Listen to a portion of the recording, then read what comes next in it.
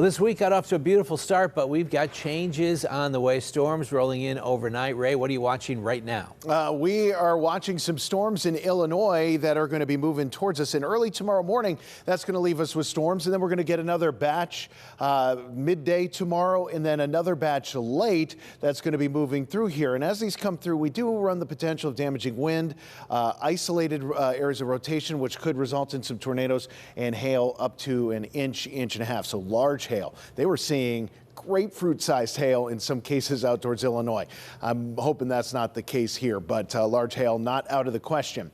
Here's how things time out. You can see early tomorrow morning, we're going to get the first little wave of storms pushing through here, and this is going to be around 6 o'clock. So if you set your alarm in the morning, these might wake you up beforehand. But we're going to have this batch coming through, and then later in the morning, we'll see a little secondary push. And if we keep getting these little storms passing through over and over and over again, this is going to use up some of the energy. So optimally, this would be the way you'd want to go. But if you get big breaks in between these waves, this is where you start running the risk of some stronger storms to be fueled in this. And right now we're planning on these storms to have some strength to them, whether it's straight line winds or hail, and hopefully not rotation. But all these things are things you need to watch for. Now we get into tomorrow evening. This is where the last of it comes through with the cold front. This will be exiting our eastern communities around midnight, and then the colder air will descend on us, and right there we get back into temperatures cold enough to see some flakes.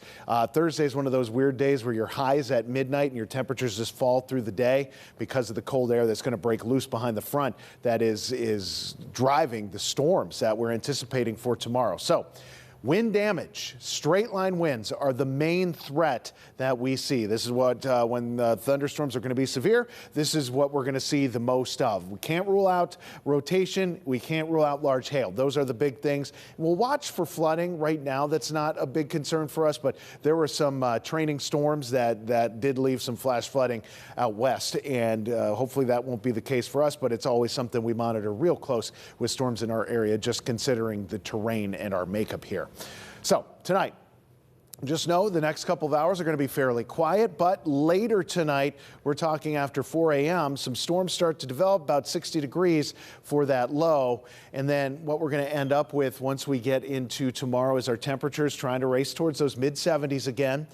Very, very warm. We'll stay warm until midnight at 55 degrees, and our temperatures will fall from there on Thursday, bringing us the colder temperatures. A little more quiet to end the weekend, even 65 on Sunday with some clouds. But Monday and Tuesday, you'll notice those temperatures only in the 30s and even some flakes as winter returns.